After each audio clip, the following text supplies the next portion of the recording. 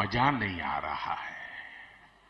हम करते हैं प्रबंध, आप चिंता मत करिए। जिस आपराधिक मानसिकता के लड़के ने मोदी जी की वालदा को गाली दी, उसको आजीवन कारावास या सजाए मौत दीजिए। लेकिन मसला ये है कि अभी तक उस व्यक्ति का संबंध आरजेडी से और कांग्रेस से साबित नहीं हो पाया। और मैं कांग्रेस को सलाह दे रहा हूं कि पूरे भारतवर्ष में भारतीय जनता पार्टी के हिमाचल के प्रदेश अध्यक्ष सतपाल सिंह सत्ती का पुतला फूंकना शुरू करें और मांग करें मोदी जी से कि जिस लड़के ने बिहार में मोदी जी की मां को गाली बकी है वो दरअसल सतपाल सिंह सत्ती से प्रेरित था। सतपाल सिंह सत्ती ने पहले राहुल जी की मां को गाली बकी, वही वाली गाली जिसको चलाने में आपको बीप लगाना पड़ रही है। इतनी देर से आप सवाल पूछ रही हैं, आपने एक बार भी बीजेपी प्रवक्ता से बात पूछी कि क्या मोदी जी की माँ है और राहुल जी की माँ नहीं है? मैं तुरंत पूछ लेती हूँ, उनको गाली दी जा सकती है? किसी की भी माँ ही होती हैं और माँ के अपमान को बर्दाश्त नहीं किया जाना चाहिए।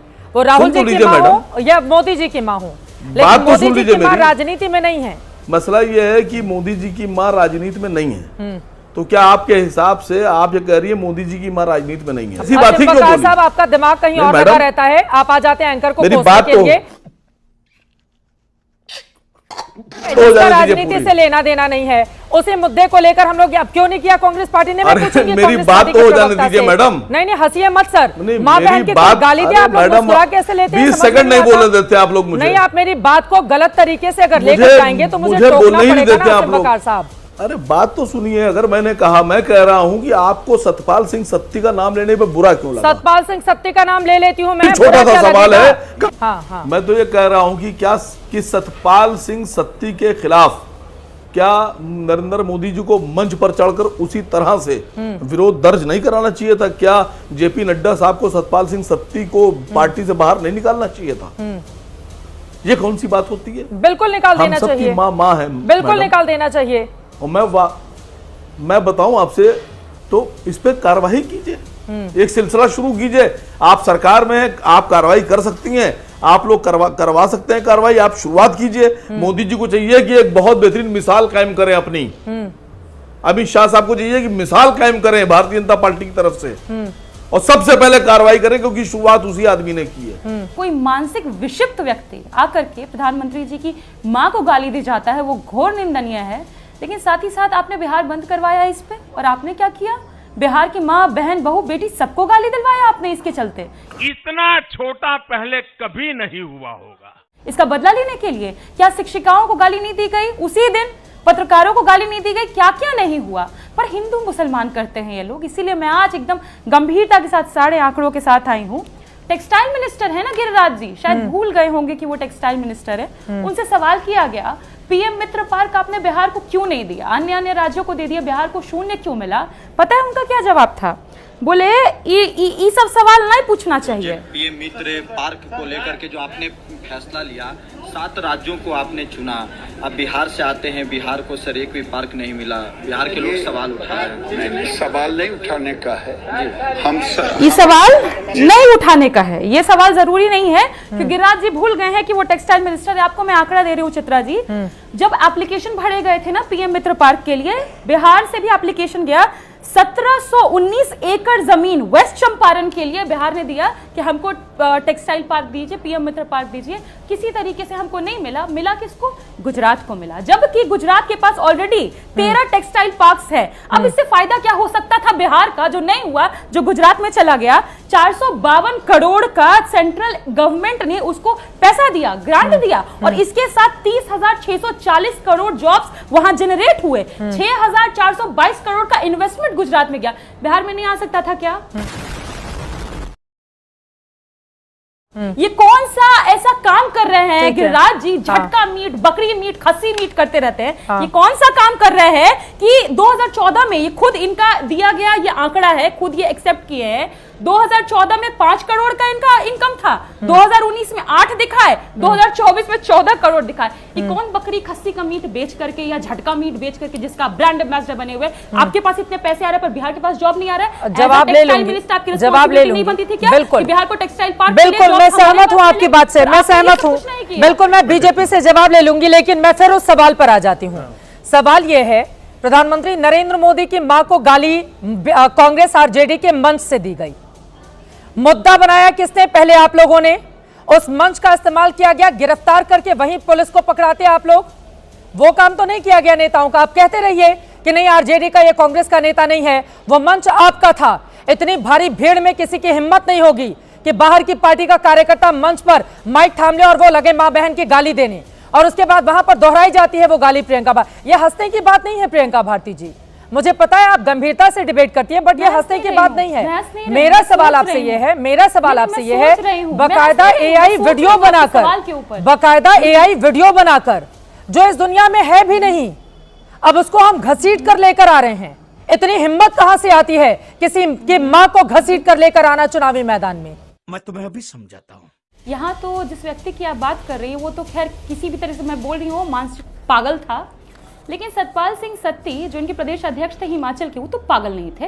वो तो भरे मंच से, भाजपा के प्रदेश अध्यक्ष थे ना हिमाचल के, भरे मंच से राहुल जी की मां को गाली दी है। उसके बाद इन लोगों ने उनको हटाया नहीं, विधायक का टिकट देके विधायक बनाया, विच मीन्स आप उनको प्रमोट करते हैं। हम तो कह रहे थे पहले दिन से इन्वेस्टिगेशन, उसकी गिरफ्तारी हो। आप तो कभी उसके ऊपर नहीं बोले, आप तो कभी मोदी जी का कंडेमनेशन नहीं किया कि बिहार के खून को कैसे उन्होंने गाली दिया। डीएनए को गाली देने का मतलब होता है खून को गाली देना, इससे भद्दी गाली कुछ हो नहीं सकती थी। क्यों आपको लगता है गुजरात का डीएनए बहुत महान है और बिहार का खराब है क्या? आपने कैसे कहा कि बिहार का डीएनए खराब है? आपने नीतीश कुमार के डीएनए को कहा, हमारे मुखिया के डीएनए को कहा, आपने बिहारी डीएनए को कहा? ये सवाल तो हम आज तक पूछते आए हैं। कभी माफी मांगी उन्होंने? हम तो अभी भी कह रहे हैं कि जो हुआ निंदनीय है और साथ ही साथ कड़ी से कड़ी उस पर कार्रवाई हो, सजा हो। लेकिन प्रधानमंत्री जी को भी तो सजा होनी चाहिए, शुरुआत वहां से क्यों नहीं करें? आप तो टॉप पोस्ट पर, ये तो कोई पागल व्यक्ति था, के बीच जाते हैं, पागल नहीं थे। देने का आपके ऊपर तो कार्रवाई होनी चाहिए। 2000 चीजों पर बात हो गई, पर ना टेक्सटाइल पार्क पर बोले, ना रोजगार पे बोले, ना जॉब्स पे, ना एम्प्लॉयमेंट पे। 33,311 फैक्ट्रीज है गुजरात में, दूसरे नंबर पर है देश में। बिहार में क्या है? दूसरा सवाल है परिमल जी, उसके बाद में आपके पास, मेरे पास जो डेटा है 2023 में सरकार ने खुद आरटीआई का जवाब दिया है कि बिहार में जो हायर एजुकेशन लिए हुए हैं 8.7% युवा बेरोजगार है, वहीं गुजरात में 3.7। ये डिफरेंस कैसे आता है? पर सबसे गंभीर मसला ये आज का जो आपका एकदम चैनल का बिगिनिंग में ही चला था, क्या बोले गिरिराज जी? नमक हराम बोले देश के मुसलमानों को। अब मैं ये सवाल पूछती हूँ, उनको चाबी कौन भर रहा है? मोदी चाबी भरते हैं या बिहार में नमक हराम बोलते हैं मुसलमानों का करके? ये गाली नहीं है क्या?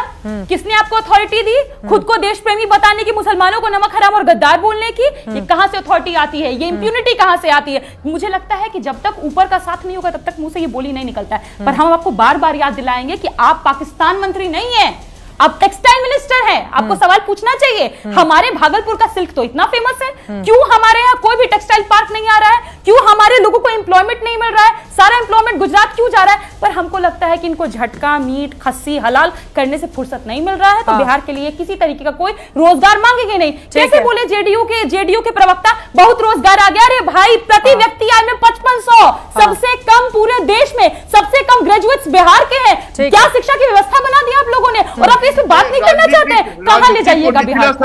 शर्म करो शर्म। यही नहीं, अभी और सुनिए।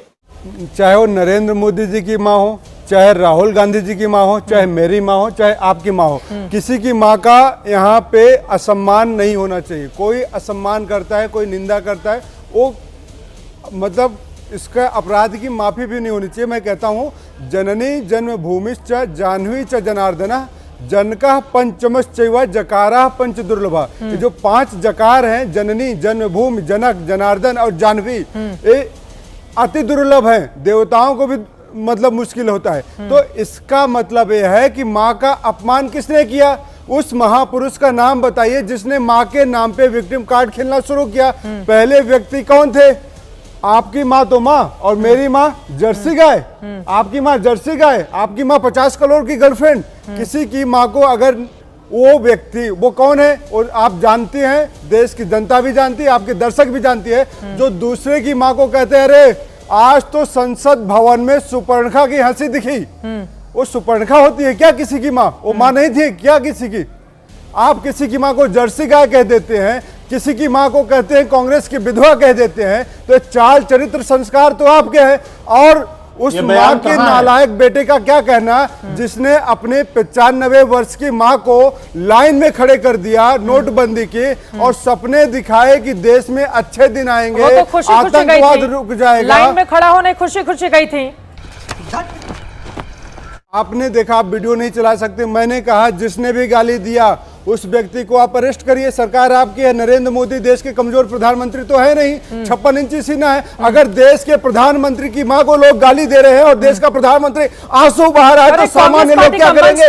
सामान्य लोग क्या करेंगे? चाहे किसी भी पार्टी का कार्यकर्ता। दीपक झा जी, पहले तो आपके बड़े नेताओं को आलोचना करनी चाहिए थी कि मां बहन की गाली नहीं दी जा सके। इतनी गंदी गाली, वो सबसे गंदी गाली है, सबसे घृणित गाली है वो। सुनिए अब आप बोलिए, सुनिए क्या एआई वीडियो लेकर आए हैं, मौका मिल गया है। भाजपा के प्रवक्ताओं का बयान चलाइए ना, जो मां बहन की गाली देते हैं टीवी पे बैठ के। उन प्रवक्ताओं का क्या? ये शर्मा जी हम बताएं कि अभी किसी और चैनल का मैं नाम नहीं लूंगा, लेकिन अन्य चैनल पे बैठ के जब कहते हैं कि दूसरी की मां क्या है, पूरे देश ने देखा है। तो नरेंद्र मोदी जी, भाजपा क्या उसमें शर्मसार है? मैं गाली पे नहीं जाना चाहता। हमारी पार्टी या आपकी पार्टी या किसी की भी पार्टी के किसी भी कार्यकर्ता ने किसी की मां को गाली दिया है, किसी भी महिला के प्रति अगर कोई ऐसी भावना व्यक्त की है, उसके ऊपर घोर कार्रवाई होनी चाहिए। कार्रवाई क्यों नहीं होनी चाहिए? विक्टिम कार्ड क्यों खेला जा रहा है मां के नाम पे? तू समझा? अरे नमक हरामों को बचा लीजिए, कोई दिक्कत नहीं है। जो नमक हराम कहते हैं सारे लोगों को बचा लीजिए, कोई दिक्कत नहीं है मुझे का। मैं तो ये कहता हूँ, बोया पेड़ बबूल का तो आम कहाँ से हो?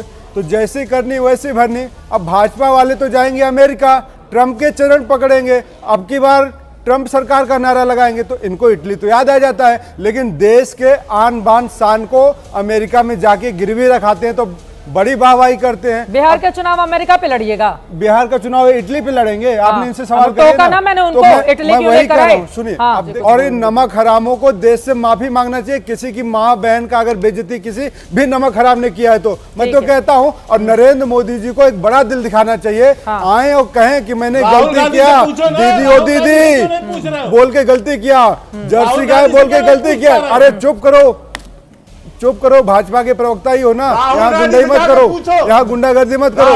अरे इनके प्रवक्ता चैनलों पे आके गाली देते। जल्दी से आप अपनी बात बोलिए, खत्म होने वाला है। देखिए, सम्राट चौधरी कहते हैं गाली दोगे तो बड़े नेता बनोगे, बिहार के बात है। और जो दिलीप जय सवाल आंसू बहा रहे थे, घड़ियाली आंसू, उनके नाम पे तो हत्या मर्डर करना जाने क्या क्या आरोप लगा हुआ है। तो भाजपा के पास घड़ियाली आंसुओं के बहाने वाले नेताओं की फौज है। मैं तो नरेंद्र मोदी जी से गुजारिश करूंगा, माताओं बहनों के सम्मान की खातिर माफी मांगिए देश की महिलाओं से।